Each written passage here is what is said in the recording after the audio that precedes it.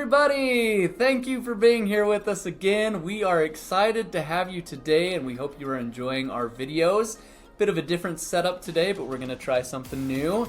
Today, we are sitting at the middle of the second round of the playoffs, and we are discussing those teams that are still remaining in the playoffs and what they need to do to continue to go for that trophy. I'm Nate. I'm Ryan. And this is NNR Analysis. So, Ryan, we're talking about a couple different matches here. Let's start with the Suns and the Mavs. What do the Mavs need to, or what do the Suns need to do to contend? Yeah, no, that's a great question. Obviously, if you're watching the playoffs, you've seen what Suns have done. They had a hard first round, but obviously they are a great team. They have the pieces there. My thing is Suns, all they need to do is keep doing what they're doing. Devin Booker, he missed a couple games because of injury. They just need to make sure that he stays fresh. He doesn't get injured. Okay. But Mavericks, they need to step it up big time. Yeah. I mean, as we've seen, Luka is amazing in the playoffs. Every year he puts up incredible numbers, and every year the Mavericks fall short. They don't have a good team around Luka, though. It's true. That's kind of the deal there. And they brought in pieces. They did the trade to get Spencer Dinwiddie and a couple other pieces and got rid of Porzingis. Bertans. Exactly. Brought Bertans. And Porzingis. They have Brunson, who's a great guard, playing alongside Luka. But the thing is Dinwiddie's doing the same thing Porzingis is. He's not showing up in the playoffs. If they want any chance of going further and beating the Suns, they have to have Dinwiddie have crazy games. Brunson has to have a great series like he did against the Jazz, and Luka has to do what Luka does. Okay. Ultimately, I think Suns still have it, but yeah, that's what's going to happen. That was kind of a joke at the beginning when I said, what do the Suns need to do to contend? I think the Suns are fine. Yeah.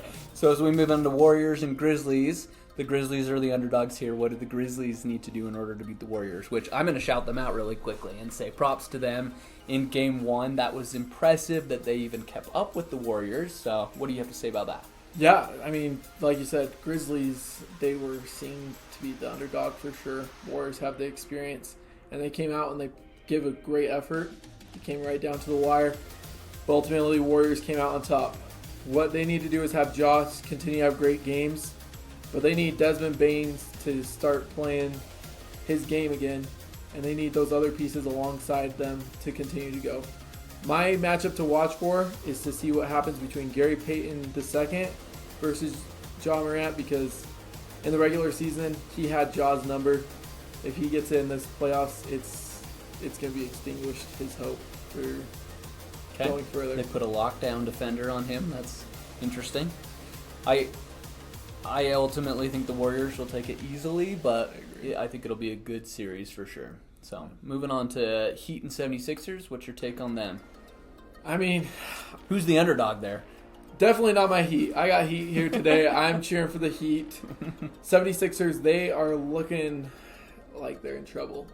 Joel Embiid, their star player, he's out for at least a couple games with that face injury. So that's going to be a big key. And so their only hope all lies in James Harden.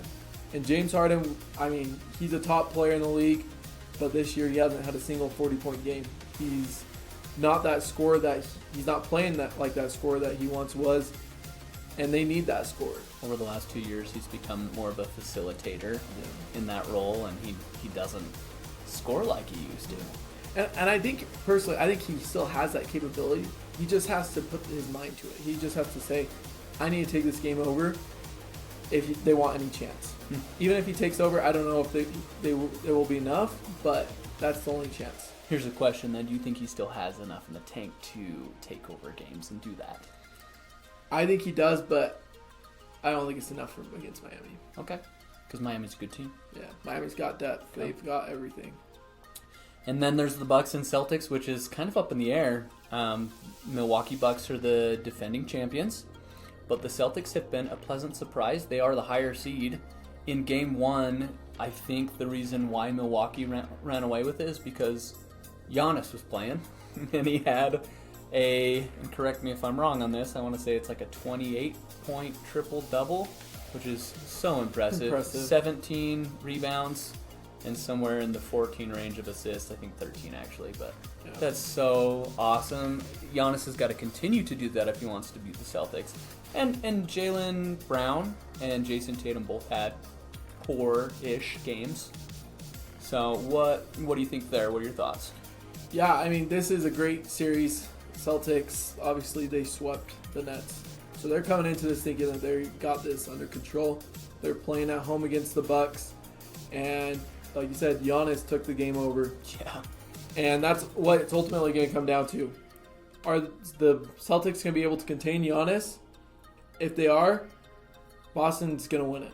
But if they aren't, Bucks are going to run away with it. Will Boston change up what they've been doing in the second half of the season? Since the All-Star break, they had the best defense in the league. They had the best record in the league, which landed them at the number 2 seed. However, are they going to change their plan of attack in the playoffs to focus more on Giannis and leave other players open? What do you think? Yeah, I think they could, but I don't think that's the right answer. I think they stay with what they've got. They've figured out their system. Giannis is Giannis. He's the Greek freak. He is a freak of nature when he gets out there on the court. Greek. But ultimately, they know what they've done. I don't foresee them changing things because then it's just finding a new system where they could have errors in that system. I feel like if they want to continue, they need to stay with what they have and fight through it.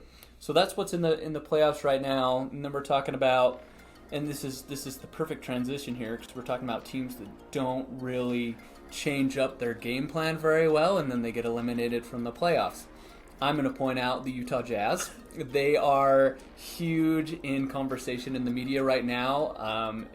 As much as I don't really believe the rumors about Donovan Mitchell and Rudy Gobert, I still think that Utah's going to break them up. And I think, personally, I go back and forth. But personally, my personal opinion right now, I think that Rudy should go. Okay. And that's because I just see him as flimsy. I don't see him as the power center that Utah needs in order to finish a basket. He does this, this little throw rather than throwing it down like Rudy should do. And yes, he's the defensive player of the year. He's got a great, profile that I'm looking for. He's a great player overall, but I just don't think he has what it takes to finish it, and I think Donovan's becoming better. I hope that the Jazz put pieces around Donovan, and who I see them trading with, who also needs to fix their defensive playmaking, is Atlanta. Made the playoffs, fell short. They have a good team. If there's some type of trade there, it's going to involve DeAndre Hunter, who is a great defender for the Jazz. I know Atlanta doesn't want to give him up, but I think that would go for Rudy with a few other pieces, such as possibly Clint Capella or his name escapes me right now, John Collins. And, throw in a few picks here and there to make it fair, but Rudy's got a great repertoire there as far as a player. He just doesn't have enough offensive game, in my opinion. And I think the Jazz need to kind of change it up there. Yeah. I mean, Jazz are great together, but, Donovan, Rudy, you can't have that contention that's going on. I believe it. As hard as it is to swallow, I think it's real. And, I agree. Donovan's the piece to build around. Rudy is That's cool. amazing. You agree. I didn't think you would agree with that. I love both of them, and I'd hate to see either one of them go, but I think Rudy's the one that needs to go just simply because he is a liability on the offensive end. Mm-hmm. And with the league leaning more towards shooting threes, and as soon as Rudy gets out, he's not as good of a defender when he's not near the basket. And so I agree they need to build around Donovan and see what they can get with Rudy, which is hard to see, but what needs to happen. And I think Atlanta getting a player like DeAndre Hunter, great defender. He had some big games in the playoffs this year. I think he'd be a good pickup. Okay. John Collins and Clint Capella as well. Yeah, the only person that I'd want to send from the Jazz is Rudy, honestly. But we'll see what happens in that aspect. Talking about other teams that also had a pretty decent year but didn't make it out of the first round. The Pelicans, people could say they're up and coming, which is true. They're a lot like the Grizzlies. However, and they played the number 1 seed in the first round, so that's tough for them. However, I don't think that they could make it to the finals as presently constructed. So the only thing that I would say about them is that I think that they need a vet presence there, and I think it needs to be a big guy. We've seen kind of what bringing in CJ McCollum did for the team and how it changed their season. And I think they'll be a really good team next year, especially if Zion comes back and joins that group. If they can keep things going, Brandon Ingram had a crazy playoff series. He did. Bringing in Zion, like you said. Larry Nance also had a big couple games in there, so I think he'd be great coming off the bench. They have solid pieces there, but like you said, they just need a veteran and another big kind of work with CJ McCollum, and I think it'd be a great team that they have. They're obviously getting up there. Pelicans haven't been as good as they were this year and previous years, and if they can get a veteran big, I think that puts them over the tipping point to maybe make a big run in the playoffs. Yeah, I agree. Either way, the NBA is in good hands. It's exciting to see what's up and coming and all the great players that are out there right now. It's so cool to me that teams can just trade with one another, and sometimes it improves both teams. So I'm really hoping for the best for the Jazz, especially since I'm a big Jazz fan. And I don't think they need to go into complete rebuild by any means, but I hope that they can put some pieces around the right player and make the right move. And with Danny Ainge sitting in a hot seat now there, I think that'll make a lot of difference. Yeah, he'll want some big moves going in. Yep.